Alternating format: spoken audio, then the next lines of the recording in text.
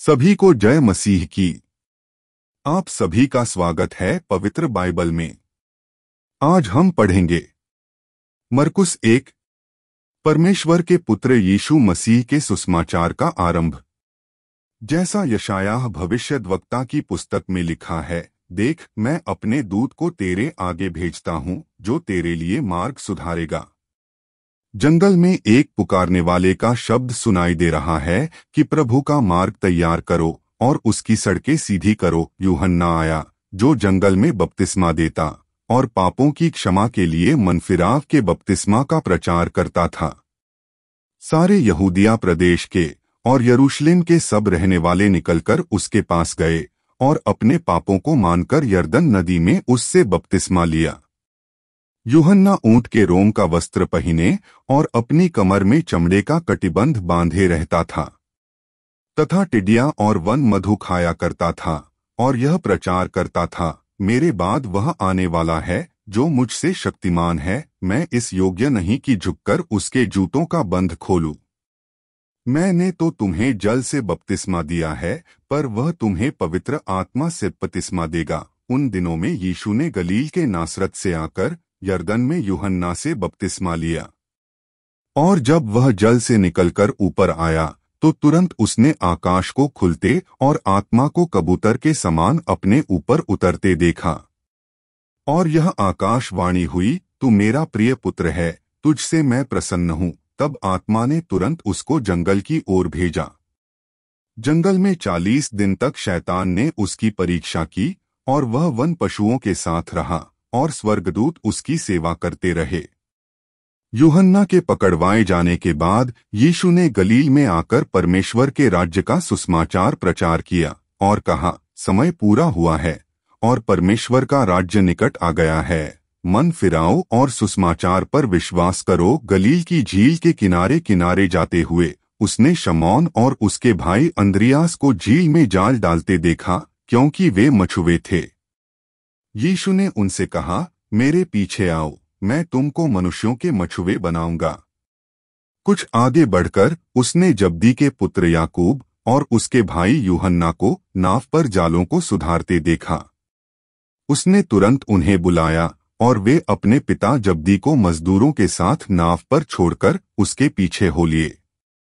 तब वे कफरनहूम में आए और वह तुरंत सब्त के दिन आराधनालय में जाकर उपदेश करने लगा। और लोग उसके उपदेश से चकित हुए, क्योंकि वह उन्हें शास्त्रियों के समान नहीं परंतु अधिकारी के समान उपदेश देता था। उसी समय उनके आराधनालय में एक मनुष्य था जिसमें एक अशुद्ध आत्मा थी। उसने चिल्लाकर कहा, हे यीशु नासरी, हमें तुझसे क्या काम? क्या तू हमें नष्ट करने आया है? मैं तुझे जानता हूँ, तू कौन है? परमेश्वर का पवित्र जन यीशु ने उसे डांट कर कहा, चुप रह और उसमें से निकल जा। तब अशुद्ध आत्मा उसको मरोड़कर और बड़े शब्द से चिल्लाकर उसमें से निकल गई। इस पर सब लोग आश्चर्य करते हुए आपस में वाद विवाद करने लगे, यह क्या बात है? यह तो कोई नया उपदेश है। वह अधिकार के साथ अशुद्ध आत्माओं को भी आज्ञा देता है और वे उसकी आज्ञा मानती हैं। और उसका नाम तुरंत गलील के आसपास के सारे प्रदेश में फैल गया। वह तुरंत आराधनालय में से निकलकर याकूब और यूहन्ना के साथ शमौन और अंद्रियास के घर आया। शमौन की सास ज्वर से पीड़ित थी और उन्होंने तुरंत उसके विषय में उससे कहा। तब उसने पास जाकर उसका हाथ पकड़ के उसे उठाया और उसका ज्वर उतर गया और वह उनकी सेवा टहल करने लगी। संध्या के समय जब सूर्य डूब गया तो लोग सब बीमारों को और उन्हें जिनमें दुष्टात्माएं थीं उसके पास लाए और सारा नगर द्वार पर इकट्ठा हुआ।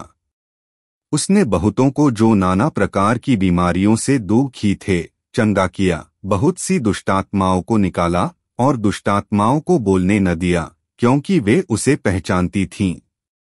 भोर को दिन निकलने से बहुत पहले वह उठकर निकला और एक जंगली स्थान में गया और वहां प्रार्थना करने लगा।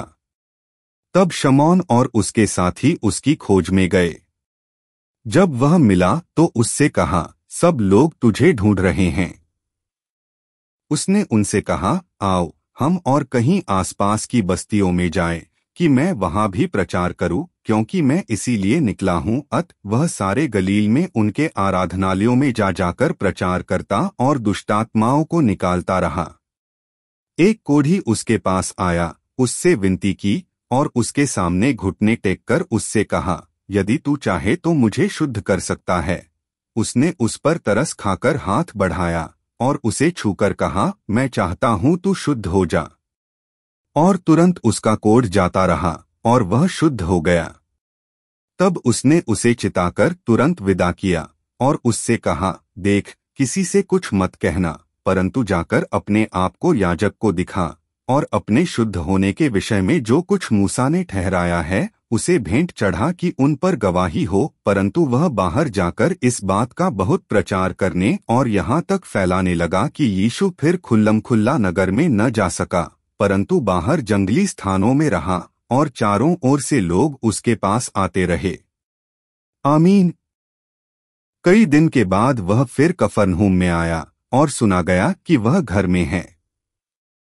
फिर इतने लोग इकट्ठा हुए कि द्वार के पास भी जगह नहीं थी और वह उन्हें वचन सुना रहा था। और लोग एक लकवे के रोगी को 4 मनुष्यों से उठवाकर उसके पास ले आए।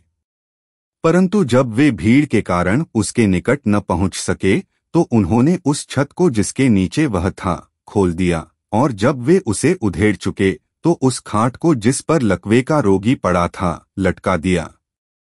यीशु ने उनका विश्वास देखकर उस लकवे के रोगी से कहा, हे पुत्र, तेरे पाप क्षमा हुए। तब कई शास्त्री जो वहां बैठे थे अपने अपने मन में विचार करने लगे, यह मनुष्य क्यों ऐसा कहता है? यह तो परमेश्वर की निंदा करता है। परमेश्वर को छोड़ और कौन पाप क्षमा कर सकता है? यीशु ने तुरंत अपनी आत्मा में जान लिया कि वे अपने अपने मन में ऐसा विचार कर रहे हैं और उनसे कहा, तुम अपने अपने मन में यह विचार क्यों कर रहे हो? सहज क्या है? क्या लकवे के रोगी से यह कहना कि तेरे पाप क्षमा हुए, या यह कहना कि उठ अपनी खाट उठाकर चल फिर? परंतु जिससे तुम जान लो कि मनुष्य के पुत्र को पृथ्वी पर पाप क्षमा करने का भी अधिकार है, उसने उस लकवे के रोगी से कहा, मैं तुझसे कहता हूँ, उठ अपनी खाट उठाकर अपने घर चला जा। वह उठा और तुरंत खाट उठाकर सबके सामने से निकलकर चला गया। इस पर सब चकित हुए और परमेश्वर की बड़ाई करके कहने लगे, हमने ऐसा कभी नहीं देखा। वह फिर निकलकर झील के किनारे गया और सारी भीड़ उसके पास आई और वह उन्हें उपदेश देने लगा। जाते हुए उसने हलफई के पुत्र लेवी को चुंगी की चौकी पर बैठे देखा और उससे कहा, मेरे पीछे हो ले, और वह उठकर उसके पीछे हो लिया। जब वह उसके घर में भोजन करने बैठा तब बहुत से चुंगी लेने वाले और पापी यीशु और उसके चेलों के साथ भोजन करने बैठे, क्योंकि वे बहुत से थे और उसके पीछे हो लिए थे। शास्त्रियों और फरीसियों ने यह देखकर कि वह तो पापियों और चुंगी लेने वालों के साथ भोजन कर रहा है, उसके चेलों से कहा, वह तो चुंगी लेने वालों और पापियों के साथ खाता पीता है। यीशु ने यह सुनकर उनसे कहा, भले चंगों को वैद्य की आवश्यकता नहीं, परंतु बीमारों को है। मैं धर्मियों को नहीं, परंतु पापियों को बुलाने आया हूँ। यूहन्ना के चेले और फरीसी उपवास करते थे, उन्होंने आकर उससे यह कहा, यूहन्ना के चेले और फरीसियों के चेले क्यों उपवास रखते हैं, परंतु तेरे चेले उपवास नहीं रखते? यीशु ने उनसे कहा, जब तक दूल्हा बरातियों के साथ रहता है क्या वे उपवास कर सकते हैं? जब तक दूल्हा उनके साथ है तब तक वे उपवास नहीं कर सकते, परंतु वे दिन आएंगे जब दूल्हा उनसे अलग किया जाएगा, उस समय वे उपवास करेंगे। कोरे कपड़े का पैबंद पुराने वस्त्र पर कोई नहीं लगाता, नहीं तो वह पैबंद उसमें से कुछ खींच लेगा, अर्थात नया पुराने से, और वह पहले से अधिक फट जाएगा। नए दाखरस को पुरानी मशकों में कोई नहीं रखता, नहीं तो दाखरस मशकों को फाड़ देगा और दाखरस और मशकें दोनों नष्ट हो जाएंगी, परंतु नया दाखरस नई मशकों में भरा जाता है। ऐसा हुआ कि वह सब्त के दिन खेतों में से होकर जा रहा था और उसके चेले चलते हुए बालें तोड़ने लगे। तब फरीसियों ने उससे कहा, देख, ये सप्त के दिन वह काम क्यों करते हैं जो उचित नहीं? उसने उनसे कहा, क्या तुमने यह कभी नहीं पढ़ा कि जब दाऊद को आवश्यकता हुई और जब वह और उसके साथी भूखे हुए तब उसने क्या किया था? उसने कैसे अबियातार महायाजक के समय परमेश्वर के भवन में जाकर भेंट की रोटियां खाईं, जिसका खाना याजकों को छोड़ और किसी को भी उचित नहीं, और अपने साथियों को भी दी। तब उसने उनसे कहा, सप्त का दिन मनुष्य के लिए बनाया गया है, न कि मनुष्य सप्त के दिन के लिए। इसलिए मनुष्य का पुत्र सप्त के दिन का भी स्वामी है।